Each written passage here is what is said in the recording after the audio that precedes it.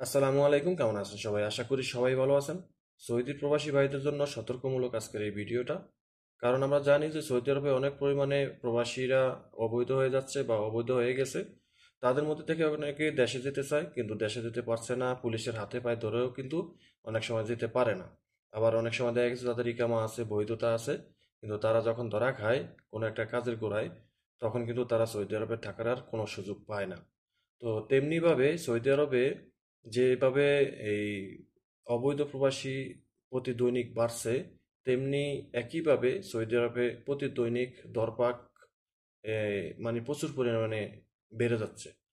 আমি এই আমি যদি আপনাদেরকে গত সপ্তাহের যে হিসাবটা, যে কি পরিমাণে প্রবাসীদেরকে আটক করা হয়েছে, গত সপ্তাহে টোটাল 16,565 জন প্রবাসীদেরকে পুলিশ আটক করে।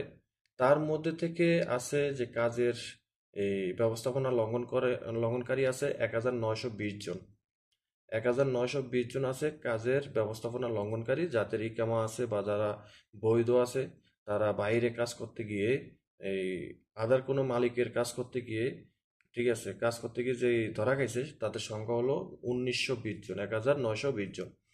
এরপরে আছে যে আমি যদি আপনাদেরকে দেখাই, সীমান্ত নিরাপত্তা ব্যবস্থাপনা লঙ্ঘন করার কারণে 4,676 জন প্রবাসী এই ধরা খায়। আর এরপরে আছে যে আবাসিক ব্যবস্থাপনা বা আবাসিক ব্যবস্থা লঙ্ঘন করে 9,969 জন প্রবাসীকে আটক করা হয়।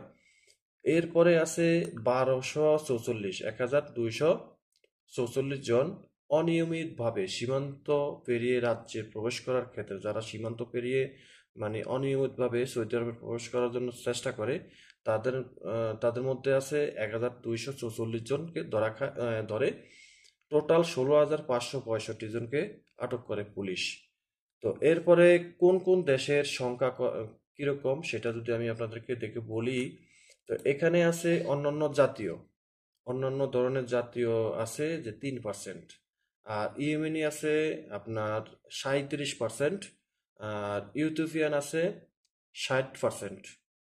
ঠিক আছে, 100%-এর ভিতরে 37% হলো ইয়েমেনি, 60% হলো ইউথিওপিয়ান, আর 3% হলো অন্যান্য প্রবাসীরা। ঠিক আছে।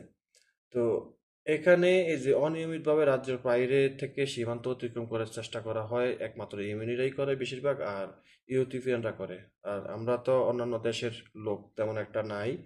তো যাই হোক, আপনাদেরকে যেটা বলতে চাই যে যারা সৌদি আরবে বৈধ অবৈধ আছেন, সবাইকে সতর্কভাবে চলার জন্য অনুরোধ করা ছাড়া আর এর বাইরে কিছুই বলার নাই।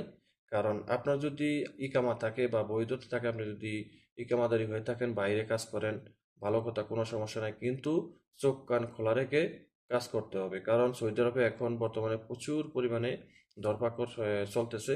ঠিক আছে, আগের তুলনায় অনেক বেশি ধরে। আগে তো মনে করেন যে 5,000, 7,000, 8,000 ধরতো, এখন 12, 14, 15,000, 20,000, 30, 25,000 পর্যন্ত চলে যায়। ঠিক আছে। তো এরপরে আছে যারা অবৈধ লোক আছেন। অবৈধ লোকের মধ্যে কিন্তু অনেক প্রবাসী ভাই আছেন যে শহর লেভেলে থাকেন। তো আপনারা যদি দেশে যেতে চান তাহলে আপনারা শহর লেভেলে থাকেন, শহর যেখানে আপনারা এই ধরা খেলে দেশে যেতে পারবেন সেরকম একটা জায়গায় থাকেন। রিয়াদে যান, মক্কা, মদিনা, জেদ্দা যান, কোনো অসুবিধা নাই। আর যদি মনে করেন যে আপনারা ধরা খাইতে চান না বা থাকতে চান, তাহলে একটু সতর্কতার সাথে থাকার চেষ্টা করবেন। এবং সবচাইতে ভালো হয় যে গ্রাম অঞ্চলগুলোতে যদি কাজ করেন, তাহলে সেখানে গেলে কিন্তু আপনারা এই মোটামুটি ভালো ভাবে থাকতে পারবেন। ঠিক আছে। এই এবং গ্রাম অঞ্চলগুলোতে কিন্তু দরপাকড় খুবই কম থাকে, খুবই কম থাকে। শহর থেকে মনে করেন একেবারে 90% কম থাকে। ঠিক আছে। গ্রাম অঞ্চলে চেক করেই না, বা তাপ্তিশ করেই না। ঠিক আছে। তো যাই হোক, আশা করি বুঝতে পেরেছেন। আর ভিডিওটা সবাই শেয়ার করে দিবেন। আর যেইভাবে দরপাক চলে সেটাকে অ্যাভয়েড করার জন্য চেষ্টা করবেন, সতর্কভাবে চলার চেষ্টা করবেন। আর যারা চ্যানেলে নতুন তারা চ্যানেলটি সাবস্ক্রাইব করে পাশে থাকা বেল আইকনটি অন করে দিবেন, ভিডিওটা শেয়ার করে দিবেন। সবাই ভালো থাকবেন, দেখা হবে অন্য কোনো ভিডিওতে। আল্লাহ হাফিজ।